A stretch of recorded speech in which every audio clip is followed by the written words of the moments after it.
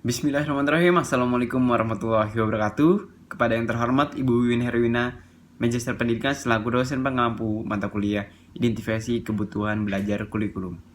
Baik teman-teman, di sini saya Haris Rashad Adrian dengan NPM 202103067, mahasiswa Pendidikan Masyarakat Universitas Siliwangi Fakultas Keguruan dan Ilmu Pendidikan kelas B. Baik teman-teman, di sini saya ingin menjalankan memenuhi tugas saya ujian akhir semester, yang dimana saya menyampaikan rangkaian kesimpulan dalam presentasi saya di diskusi kelas. Oke teman-teman, berikut akan saya sampaikan.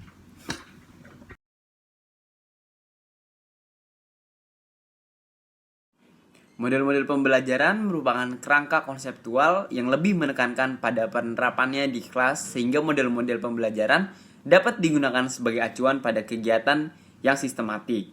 Dalam mengkomunikasikannya teman-teman, dalam mengkomunikasikan isi pelajaran kepada siswa untuk siswa lebih mengerti. Jadi model pembelajaran itu memiliki banyak sekali definisi, namun masing-masing masih memiliki hubungan yang sangat terikat.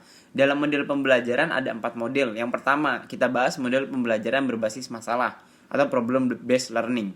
Pembelajaran berbasis masalah merupakan pembelajaran yang menggunakan berbagai kemampuan berpikir dari peserta didik secara individu maupun kelompok serta lingkungan nyata atau otentik untuk mengatasi permasalahan sehingga bermakna relevan dan konseptual. Tujuan adanya pembelajaran tersebut adalah untuk meningkatkan kemampuan dalam menerapkan konsep-konsep pada permasalahan baru atau nyata.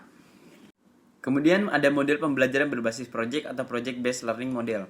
Model pembelajaran merupakan pembelajaran dengan menggunakan proyek yang nyata dalam kehidupan yang didasarkan pada motivasi yang tinggi.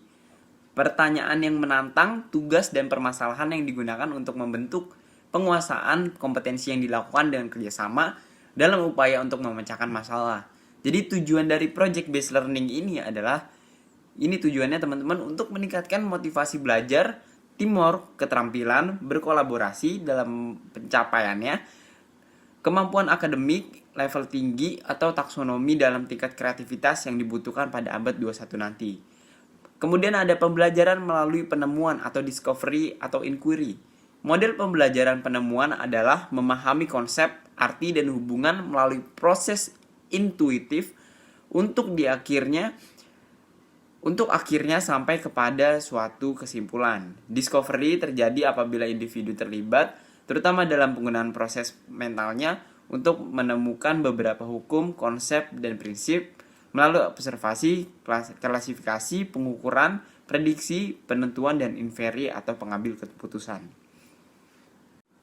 Yang terakhir teman-teman, model pembelajaran production based education.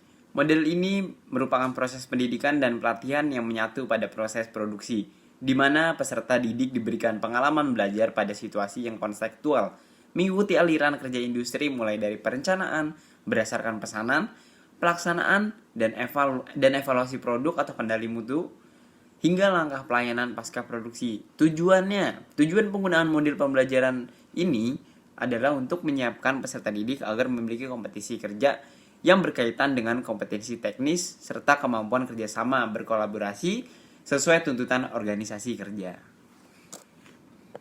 Terima kasih, mungkin itu saja yang dapat saya sampaikan. Kurang lebihnya mohon maaf. Wabillahi taufiq wal hidayah. Wassalamualaikum warahmatullahi wabarakatuh.